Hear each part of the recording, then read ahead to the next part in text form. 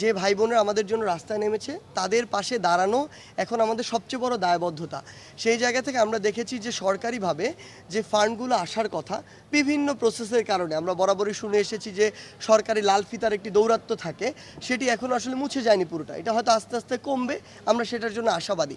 But সেই যে তাদের যে সহযোগিতাটি প্রয়োজন সেটি এখন আমরা ওইভাবে পাচ্ছি না দেখে আমাদের সাথে এমএইচ গ্লোবাল গ্রুপ তারা ব্যক্তিগতভাবে যোগাযোগ করেছিল যে তারা যতটুকুই হোক তারা সবাইকে, এখানে যারা ভর্তি রয়েছেন এখন প্রায় 140 জনের মতো, সবাইকে সহযোগিতা করতে চায়। পরিমাণটা আমি উল্লেখ করছি না, এটা উল্লেখ করা মানায় না, সহযোগিতা করতে চায়। সেই জায়গা থেকে আমাদের মনে হয়েছে যে সরকারি এই প্রসেসটা দ্রুত হলেও টাকার যে প্রয়োজন এটা তো প্রত্যেক দিনই প্রত্যেক ক্ষণে প্রয়োজন।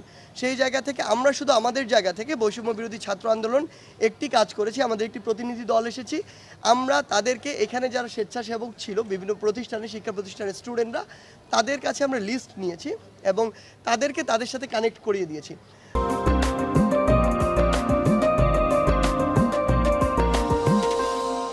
আমরা আমাদের জায়গা থেকে একটি কথা বলতে চাই, এমএইচ গ্লোবাল গ্রুপের মতো যারা রয়েছেন আসলে যে ব্যক্তিগত পর্যায় থেকে বা কোনো একটি প্রতিষ্ঠানের পর্যায় থেকে সহযোগিতা করতে চান, আপনারা আমাদের সাথে যোগাযোগ করলে আমরা আপনাকে কানেক্ট করিয়ে দিব।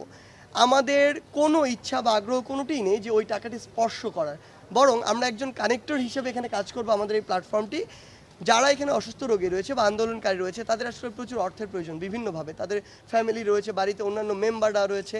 সো তাদের এই সহযোগিতাটা করার জন্য আমরা কানেক্টর হিসেবে কাজ করব। আপনারা যদি কেউ সহযোগী থাকেন বা সহযোগিতা করতে চান এমএইচ গ্লোবাল গ্রুপের মতো, তাহলে করতে পারেন। আজকে আমরা অলমোস্ট সব রোগীর কাছে গিয়েছি, হয়তো এরপরে যে কয়েকজন বাকি আছে তাদের কাছেও যাওয়া হবে এবং আমরা বিশ্বাস করি যে এটা হয়তো অন্তত তাদেরকে কিছুটা হলেও, মানে তাদের যে এই যে একটা কঠিন স্ট্রাগল একটা সময় যাচ্ছে, এটা তার সহযোগিতা করবে। আমরা যেমন প্রেশারে রেখেছিলাম যখন অন্য কোনো দল ক্ষমতায় ছিল, তখন আমরা এই অন্তর্বর্তীকালীন সরকারকেও প্রেশারেই রাখবো।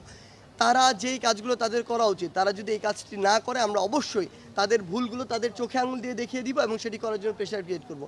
আপনি বলেছেন যে যোগাযোগ করেছে কিনা, না, অফিসিয়ালি এখন পর্যন্ত আমাদের সাথে কোনো যোগাযোগ হয়নি। আমরা আসলে তাদের দেখতে চাই যে তারা কত দ্রুত এই কাজগুলো করতে পারছে। তো আমরা আসলে তাদের অপেক্ষা আছি, রেসপন্সটির অপেক্ষায়।